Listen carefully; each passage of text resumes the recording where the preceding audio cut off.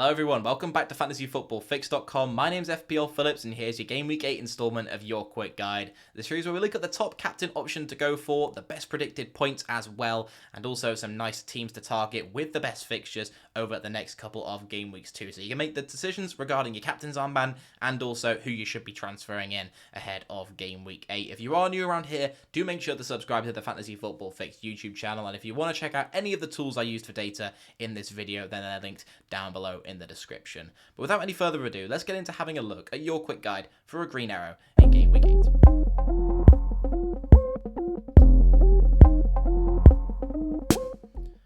For the first time in a while, Mohamed Salah doesn't make it into the captain pick section of this video, albeit the reason that his game against Chelsea is postponed. It would be a bit foolish to put him in here. Let's have a talk about the options that we are putting in anyway. Mitrovic and Harry Kane are those ones who come in alongside Erling Haaland for this week, for what I think are the three key considerations for the captain's armband.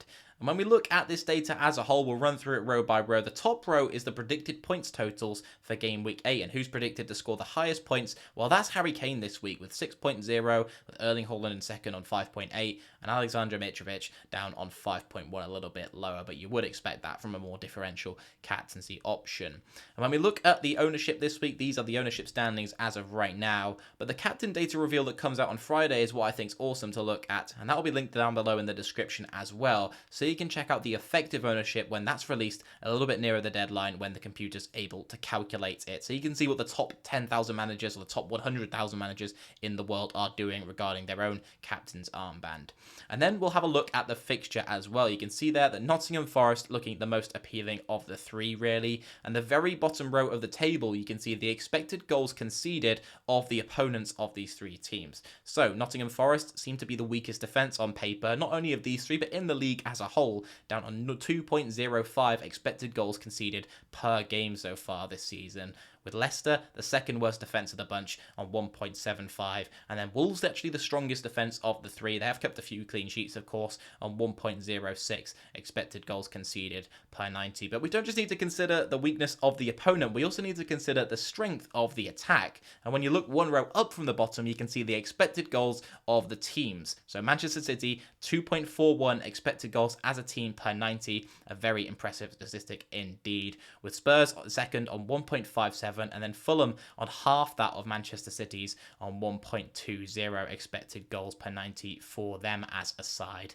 And then when we look one row further up, so the fourth row down in total, as on an individual level, Erling Haaland is on the highest expected FPL points out of either of these three players, which is unsurprising given his form so far this year, on 10.1 expected FPL points per 90. But Harry Kane and Mitrovic still on very respectable totals with 7.07 and 6.16 for those guys. So who will I be putting my captain's armband on this week? Well, I'm going to be captaining Erling Haaland. It most seems I probably won't even have Harry Kane in my team, but if I did have him, I would be tempted. But overall, I would still go for Erling Haaland and put the armband on the man who we can trust and is probably the safest, arguably the most boring pick as well, but who I just think is the best option to go for ahead of this game week. But kudos to you if you're brave enough to go for either of these two picks on screen, or maybe even someone else as a differential option. Let me know down below in the comments who it is you are captaining.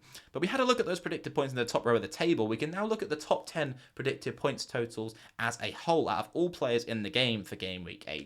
And Harry Kane, Erling Haaland and Mitrovic are in the top 5, but in first, third and fifth there are two other players breaking those three up, with Heung-min Son in second and Kevin De Bruyne in fourth, with Heung-min Son quite high on 5.9 predicted points for this week. Of course, this will be including data from last season. This isn't just based on data from over the first 6 or 7 game weeks. Heung-min Son's data from previous seasons would indicate him to be a very nice option. He's not really in that form where you'd want to stick a captain's armband on him right now, but perhaps if you're considering him for maybe a 1-week punt, then he could be a nice pick. But it is interesting to see that De Bruyne is probably a nicer long-term hold, and only 0.6 predicted points behind Heung-min Son for this week, which isn't a massive gap by any stretch of the imagination. When we look at the other players that are making up the top 10 predicted point scorers for this week, we can see Nick Pope and Kieran Trippier in here for Newcastle's nice fixture against Bournemouth and a nice chance of a clean sheet there for them. But then we've also got two Arsenal boys with Gabriel Jesus and Gabriel Martinelli still in here as well. I'm taking Gabriel Jesus out. It's never nice to see a player you're transferring out, albeit on a wild card, in the top 10 predicted point scorers. but I just think that there are better forward options right now, and I think there's money that can be spent elsewhere by going for someone like a Mitrovic, like an Isaac, or maybe even like a Tony, who's still in the top point scorers despite facing Arsenal this week for game week 8. And then finally, we've also got Martinelli, who I mentioned, who I think is the one that you should keep if you're considering keeping one of those two Arsenal players. He offers tremendous value. Some people will have a lot of value held up in him as well if you've had him from near the start of the season, where he was nearer the 6.0 million mark, than up at 6.5 now where he is. So I'd be more inclined to keep Martinelli than Jesus. And I also think there are better forward options right now and less slots in your team to go for, whereas Martinelli still offers one of, if not the best value midfield pick that you can go for right now.